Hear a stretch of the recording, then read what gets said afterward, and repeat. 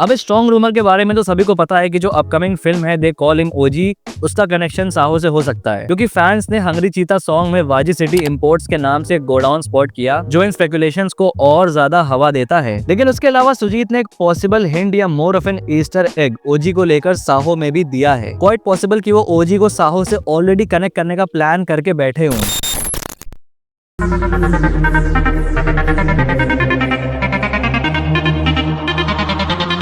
साहो मेरे according one of the most misunderstood movie है। इस फिल्म में सब था, स्टाइल, सब्सटेंस, एक visually stunning experience, while at the same time execution में कई जगह ये फिल्म मात खाती है। I can not forgive Sujeeth for this, but that does not make it a bad film at all. And हर बार इस फिल्म को रिवॉच करना makes me appreciate some really great detailing जो डायरेक्टर सुजीत ने इस फिल्म में इनकॉर्पोरेट करी है। और आज की इस वीडियो में हम उन्हीं डिटेल्स के ऊपर बात करेंगे, presenting you with 18 hidden details I noticed in Saaho. उससे पहले एक छोटी सी रिक्वेस्ट, अगर आपको मेरा काम पसंद आता है, जो डिटेल्स, जो इनसाइट आपके सामने रखता हूँ मैं मूवीज को लेकर, वो आपको अमेज करती हैं, तो मेरे चैनल को सब्सक्राइब जरूर से करना। It will cost you nothing, लेकिन मेरी ऐसी डिटेल्ड वीडियोस बनाने की मोटिवेशन बने रहेगी। बाकी अब बढ़ते हैं ब्रेकडाउन पे, स्टे ट्यून। अब फिल्म की स्टार्टिंग में रॉय गीता का एक श्लोक बोलता है, प्रज्ञस्य का भाषा समाधिस्तस्य केशव स्थितधि किम प्रभाषेत किम आसीत व्रजेत किम। यहाँ जो ये श्लोक बोल रहा है वो है गीता चैप्टर 2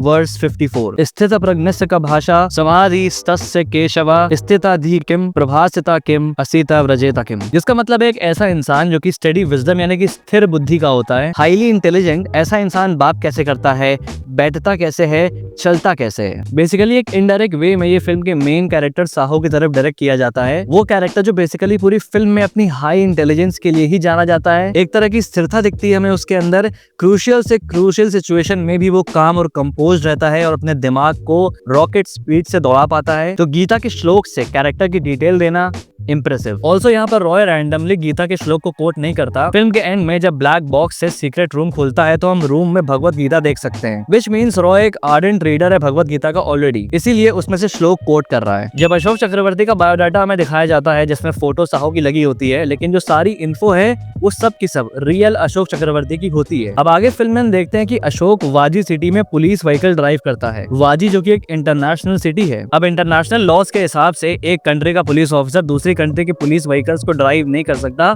अनलेस उसके पास उस कंट्री का लाइसेंस ना हो। और अगर कोई ऑफिसर ऐसा करता है तो उसको एक इनडायरेक्ट वायलेशन माना जाता है उस कंट्री के लॉ के हिसाब से, विच मीन्स ये एक बहुत ही स्ट्रिक्ट लॉ है। एंड सुजीत ने इस चीज का ध्यान रखा है। एंड हम अशोक के बायोडाटा में लाइसेंस सेक्शन में देख सकते हैं कि उसके पास इंटरनेशनल व्हीकल का भी लाइसेंस है। एंड इसी वजह से अशोक विदाउट क्वेश्चन वाजी की पुलिस व्हीकल चला पाता है। अब देखो जो ऐसी चीजें हैं वो ऑडियंस का कोई ध्यान नहीं जाता, ना ही कोई क्वेश्चन करेगा इस चीज को, लेकिन रिस्पेक्ट फॉर सुजीत की ऐसी माइन्यूट डिटेलिंग पर भी ध्यान दिया उन्होंने। ऑल्सो अशोक के बायोडाटा में एक ऐसी इन्फो है जो कि उसकी नहीं है, वो है ये बर्थ डेट जो कि प्रभास की रियल बर्थ डेट है। ऑल्सो एक और बड़ी इंटरेस्टिंग डिटेल जो कि इस सीन में है, देखो यहाँ पे डेविड क्या कहता है, एक्सपीरियंस से बोल रहा हूं, इसकी पूरी जिंदगी ऑफ द रिकॉर्ड। अब बात तो वो यहाँ पे अशोक की कर रहा है, बट इनडायरेक्टली ये साहो की लाइफ को भी सिग्निफाई करता है। रॉय ने उसे सीक्रेटली पाल पोस के बड़ा किया, कोई उसका नाम नहीं जानता, उसकी शक्ल नहीं जानता। रॉय के मौत तक तो किसी को पता भी नहीं था कि भाई उसका कोई बेटा भी एग्जिस्ट करता है। बेसिकली साहो की लाइफ ऑफ द रिकॉर्ड थी। अब यहाँ प्रभास के एंट्री के टाइम पे हम एक ऑस्ट्रिच देख सकते हैं जो क्लियरली CGI है। Now what I absolutely loved कि यहाँ नीचे पानी में उसके रिफ्लेक्शन को भी क्रिएट किया गया है। So some great attention to VFX detailing. ये भले ही बहुत ही छोटी डिटेल है, लेकिन यही सब डिटेल VFX को और ज्यादा रियलिस्टिक और ज्यादा ऑथेंटिक बनाती है। अब इस स्ट्रॉन्ग रूमर के बारे में तो सभी को पता है कि जो अपकमिंग फिल्म है दे कॉल हिम ओजी,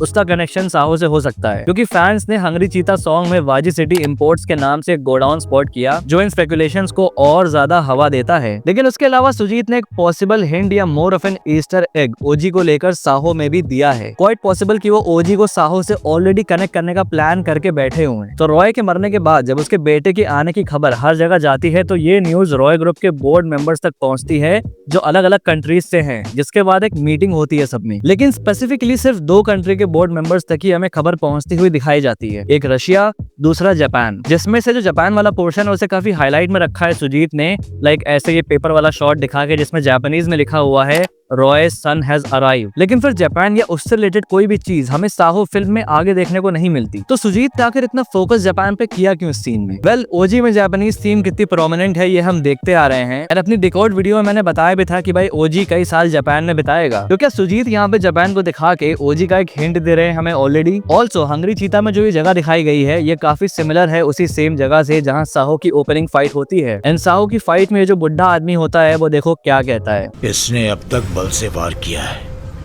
अब ये भय से राज करेगा। अपने अनुभव से बोल रहा हूँ, तुम मुझसे मत उलझो, छोड़ दो उसे।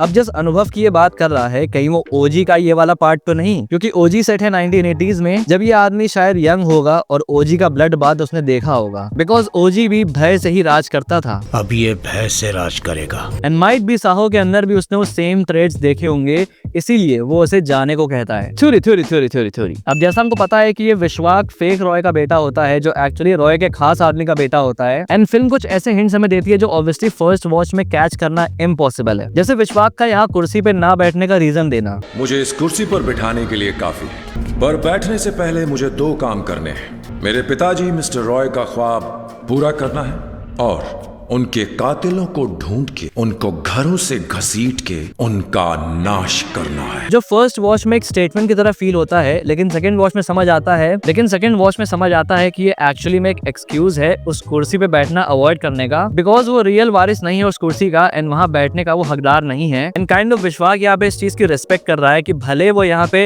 रॉय के बेटे के रूप में आया है, लेकिन उसके बावजूद वो इस कुर्सी पर बैठना नहीं चाहेगा। लेकिन ऑब्वियसली बिना किसी कन्विंसिंग रीजन के अगर वो कुर्सी पे बैठने को मना करता तो सस्पिशन हो सकता था। So he comes up with a perfect reason. इसके अलावा मुझे ये डिटेल बहुत ही जबरदस्त लगी जब उस पे हमला होता है और वो अग्रेसिव हो जाता है और उसके पिता उसे कहते हैं कि रॉय के लड़के जैसा सोचो, रॉय के जैसा सोचो, रॉय के लड़के जैसा सोचो। जो अगेन फर्स्ट वॉच में हमें लगता है कि वो उसी को कह रहे हैं, बट वो साहो को एड्रेस करता है यहाँ पे। अमेजिंग चीज ये है कि आगे फिल्म में हम देख सकते हैं कि वो एक्चुअली में अग्रेसिव नेचर का है। किसी को नहीं छोड़ेंगे, सबको मार देंगे। और यहाँ पर उसका वो एग्रेशन, वो राउडीपन बाहर आ रहा होता है और उसके पिता वही रोकने का ट्राई कर रहे थे। सो सम ग्रेट डिटेलिंग। अब इस सीन में साहो के 2 पर्टिकुलर एक्शंस को देखो। पहला ऐसे बार बार बॉटल गिराना और दूसरा अमृता को इस फूसबॉल के गेम में इंडल्ज करना। ये रैंडम नहीं है बल्कि साहो के मास्टर प्लान का हिस्सा है। यहाँ वो डिस्ट्रैक्शंस क्रिएट कर रहा है सबके लिए। सबसे पहले साहो जो लॉजिक देता है चोर के अपीयरेंस का, उसको गोस्वामी बार बार क्वेश्चन करता है। हो सकता है वो चेहरा छुपा के आई हो, आया हो। जो करोड़ों की चोरी कर सकता है वो कैप, बुरखा, स्वेटर पहन के क्यों आएगा? बकवास लॉजिक है ना, बट स्टिल चीप लॉजिक। कर सकता है सर। जिसकी चोरी का तरीका इतना स्टाइलिश है उसके ड्रेसिंग ऑर्डिनरी नहीं होंगे। सर इतने मॉडर्न जमाने में जो भी है मैच कर लो प्लीज। तो साहो डेलिबरेटली ये बॉटल्स फोड़ता है ताकि गोस्वामी चुप हो जाए। दूसरा आता है ये फूसबॉल गेम, जहां साहो अमृता के ईगो पे अटैक करके उसे गेम खिलवाता है। नहीं, ये लेडीज का गेम नहीं। You please carry on. अब यहाँ पे अमृता देखो क्या कहती है। हम सारी फुटेज देख चुके हैं, हर सस्पेक्ट को क्रॉस क्वेश्चन भी कर चुके हैं। Wasting our time. अब यहाँ सीन में जो ये वाली फुटेज प्ले होती है जिसमें डेविड चोर को आइडेंटिफाई करता है। अब जब डेविड चोर को आइडेंटिफाई करता है तो अमृता उस फुटेज को देखने जाती है, बट साहो उसे गेम फिनिश करने को कहता है।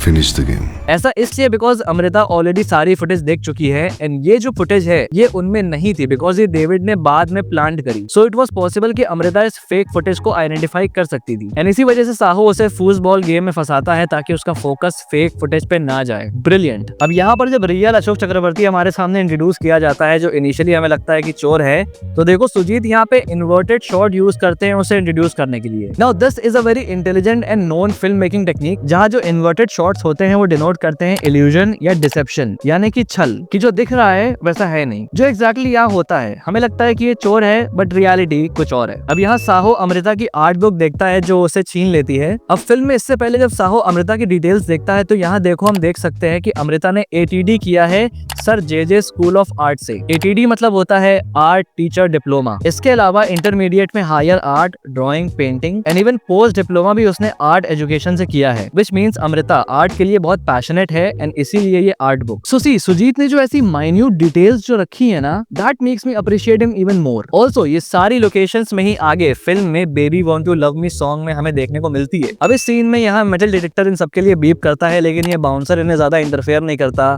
ना रोकता है, ना स्टैम्प्स चेक करता है जो ऐसे क्लब्स में जरूरी हैं, ना ही फ्रिस्किंग करता है इनमें से किसी की। वेल जस्ट कुछ मिनट पहले हम देख सकते हैं डेविड को उसी बाउंसर से बात करते हुए, बेसिकली उसे पैसे देके या फिर जो भी करके वो उसे सेट कर रहा है। एंड इसीलिए यहाँ पर ये बाउंसर बीप के बाद बिना चेकिंग करे, बिना स्टैम्प के इन्हें अंदर जाने देता है। हाथ दिखाओ। फ्यूचर बताओगे मेरा? फ्यूचर बताओगे मेरा? कहते हैं इन्हें समय से आगे दिखता है। यहाँ एक ज्योतिषी है, शुरुआत से लेकर अंत तक क्या होगा सब पढ़ लिया मैंने। Like this is a very strange coincidence considering कि साहो के बाद नेक्स्ट मूवी प्रभास की राधे श्याम थी, जिसमें वो हाथ देख के ही फ्यूचर बताता है। इतना ही नहीं, फिल्म में 2 और ऐसे इंस्टेंसेस है जो कि प्रभास के आने वाले फिल्म को फोरशैडो करते हैं, जो क्लियरली इंटेंशनल या प्लान नहीं थे, सिर्फ कोइंसिडेंस थे, लेकिन वंडरफुल कोइंसिडेंस। जैसे कि यहाँ कल्कि का नाम आना, या फिर यहाँ प्रोफाइल में प्रभास है ना cop uniform. And guess what कि प्रभास की कौन सी अपकमिंग फिल्म में वो कॉप बन रहे हैं।